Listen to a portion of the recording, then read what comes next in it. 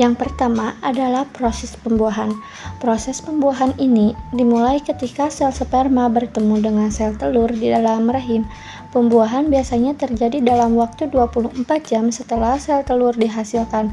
Setelah salah satu sel telur akan berbuah berbentuk dan membentuk lapisan, sehingga sperma lain tidak bisa menembus masuk. Inilah yang disebut sebagai proses pembuahan.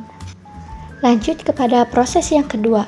Proses kedua ada yang dinamakan dengan implantasi.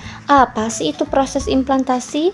Di sini proses implantasi adalah tahap reproduksi manusia di mana embrio menuju ke dinding uterus. Pada tahap perkembangan pranatal ini, konseptus tersebut disebut blastosis. Saat tahap tersebut berhasil, perempuan mengalami kehamilan dan embrio akan menerima oksigen dan nutrien dari ibunya untuk bertumbuh. Dinding rahim yang sudah menebal semasa menjelang haid akan bersiap untuk melindungi dan menyuplai nutrisi kepada embrio. Setelah mencapai rahim, embrio akan melekat di dinding dalam rahim atau endometrium. Hal inilah yang disebut dengan atau juga yang dikenal dengan implantasi. Lanjut kepada proses yang ketiga, proses terakhir.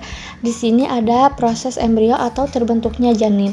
Embrio di sini adalah atau terbentuknya janin di sini adalah tahap awal perkembangan organisme multiseluler yang dimulai setelah pembuahan sel-sel telur oleh sperma. Embrio adalah tahap kritis dalam perkembangan organisme karena setelah tahap ini sel-sel akan membelah, berdiferensiasi dan membentuk berbagai jenis jaringan dan organ yang kompleks.